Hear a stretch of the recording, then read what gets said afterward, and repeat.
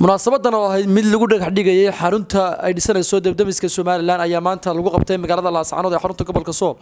Munaasabada dhagax dhigga xaruntani waxaa ka soo qayb galay barasaabka gobolka Sool, maayirka degmada Laascaanood, xogayaha dowladda hoose, agaasimaha guud ee ciidanka demiska Soomaaliland iyo sidoo kale shirkadda 24 Construction ah iyadoo shirkadda qaadatay dhismaha mashruucani. Ugu horeyn agaasimaha guud ee ciidanka demiska Soomaaliland ayaa sheegay in xaruntani ay tahay xarumaha ugu waaweyn ee ciidanka demiska ka dhisanayaan magaalada Laascaanood, wuxuuna sheegay in si dhaqso ah lagu soo gabagabeyn doono. maayirka degmada Laascaanood iyo sidoo kale barasaabka gobolka Sool ayaa dhankooda sheegay in xaruntani ay muhiim u tahay horumarka ka socda magaalada Laascaanood, wuxuuna sheegay in ay qayb ka tahay sidii loo heli lahaa badbaado marka ay khasaar ku timaado hantida guud ee taala magaalada Laascaanood. waxaanu dhagax dhigaynaa xarunta demiska ay yeelan doonto magaalada Laascaanood. si aad ogtihiin magaalada Laascaanood maalinta ka dambaysa way sii balaaranaysaa, way sii fidaysaa. marka maanta waxa la dhagax dhigayaa xaruntii abid ugu horeysay ee yeelato demisa magaalada Laascaanood. xarunta oo noqon doonto xarun weyn oo istaandara oo si wacan u qalabaysan, qalabkeedii iyo ciidankeediiba u dhan yahay. waa guul soo hayatay guud ahaan shacbiga ku nool magaalada Laascaanood iyo guud ahaan gobolka Soolba. saad la socotaan, dabku waa aafo, haddaan degdeg lagu gurmin wax badan buu yeelaa ummadda iyo mujtamacaba, dad iyo dunyaba. marka xaruntii maanta laga bilaabo way furmaysaa, wataa la dhagax dhigayo. hawsha aynu halkan u taaganay oo ah dhagax dhigayo bilowga dhismaha xarunta demiska degmada Laascaanood iyo gobolka Sool, oo xarunteediiba isku noqon doonta haddii Ilaahay ka dhigo sida uu qorshuhu yahay.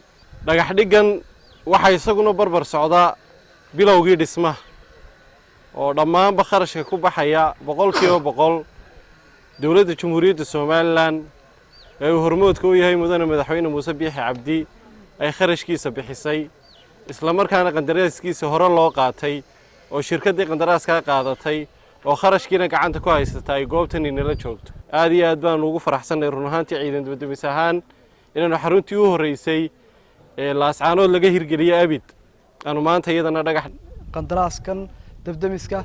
waxaan u mahadcelinayaa maamulka gobolka, maamulka degmada iyo taliyaha guud ee ciidamada demiska, agaasimaha sida quruxda badan ee ay shirkaddan u soo dhaweeyeen, ay ugu dadaaleen inay Laascaanood noqoto magaaladii saddexaad ee demis loo dhiso.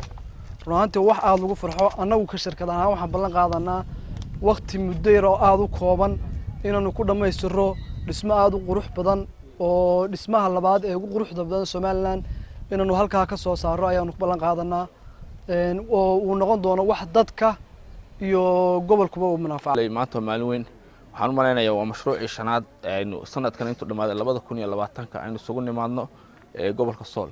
taas markhaati waxay ka tahay horumarka iyo horsocodka deegaankani uu hore ugu talaabsaday.